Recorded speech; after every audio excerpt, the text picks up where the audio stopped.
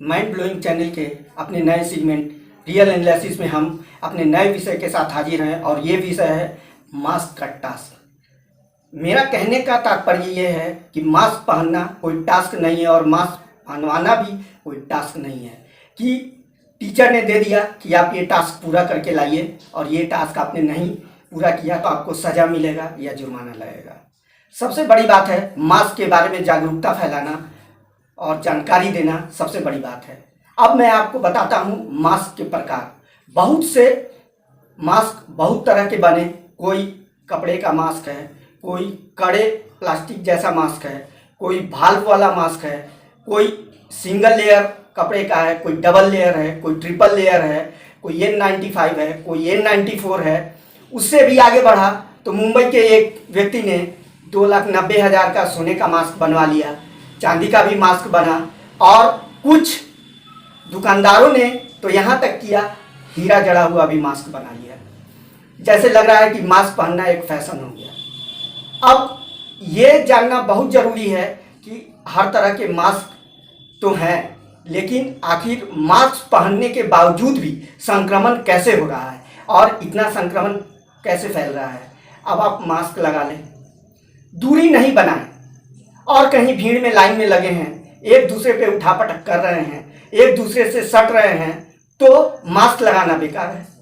आप मास्क लगाए रहें और उससे संक्रमण रुका नहीं। आप बोले कि हमने मास्क लगाया संक्रमण नहीं रुका, तो कैसे रुकेगा।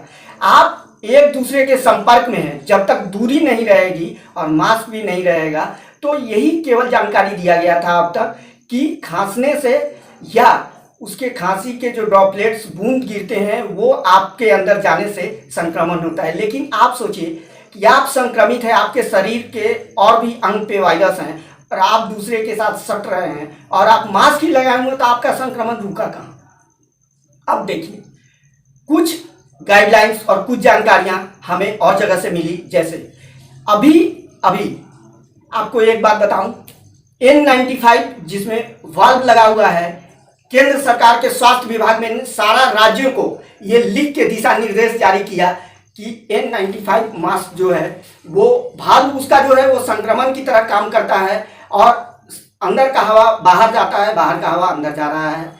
तो इससे संक्रमण कैसे फैलता है। इससे संक्रमण ऐसे फैलता है कि अगर कोई संक्रमित व्यक्ति N95 मास्क लगाया है तो उसके अंदर का वायरस वो हवा के साथ बाहर निकल जाएगा और अगर किसी के बगल में भी है और आदमी तो सोच रहा है ये मास्क लगा हुआ है थोड़े हमें संक्रमित करेगा, तो वहां से निकल के वो पूरा संक्रमित कर देगा।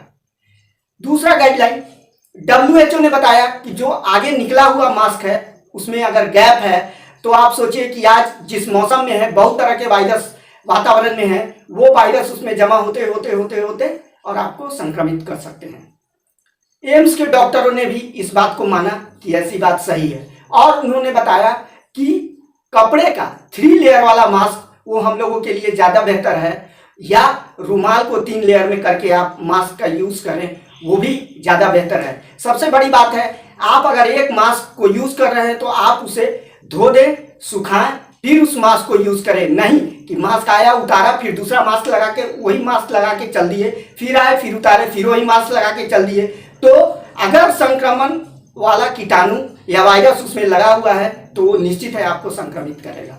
और सबसे बड़ी बात है दूरी बनाना। वो दूरी अगर आप नहीं बनाते हैं तो आपको मुश्किल हो सकती है। अब मैं आपको एक छोटा सा बात और बताता हूँ कि कुछ ऐसे भी लोग हैं, व्यक्ति हैं, बच्चे हैं जिन्हें मास्क लगाने से हो सके कि खतरा हो जाए। जैसे छोटे बच्चे 1 साल 2 साल 3 साल 4 साल के, अगर आप उसको मास्क लगा के रखेंगे तो हो सके उसे दम घुटने या सांस लेने में दिक्कत हो सके। ऐसे तो सरकार का गाइडलाइन है कि 10 साल तक के बच्चों को घर में ही रहना है, घर से बाहर नहीं जाना है। कोई अगर दमा का पेशेंट है वो भी मास्क लगाने से घुटन होगा, या जिसे सांस लेने में दिक्कत है, प्रॉब्लम है, या किसी को हार्ट सर्जरी हुआ है तो वो भी सांस लेने में दिक्कत महसूस कर सकता है और उसके लिए घर में ही रहना बेहतर है मास्क लगाने से, और बाहर निकलना उनके लिए बहुत ही मुश्किल है। तो हमारा एक ही प्रयास है कि आपको सही जानकारी दें और मास्क लगाएं, लेकिन दूरी बनाए रखें जिससे संक्रमण के संपर्क में ना आए और ना आप संक्रमित हो। ये हमारा टास्क था मास्क के लिए तो धन्यवाद। ये विषय आज हम यहीं समाप्त करते हैं और फिर अगले विषय के साथ हम अगले दिन हाजिर होंगे।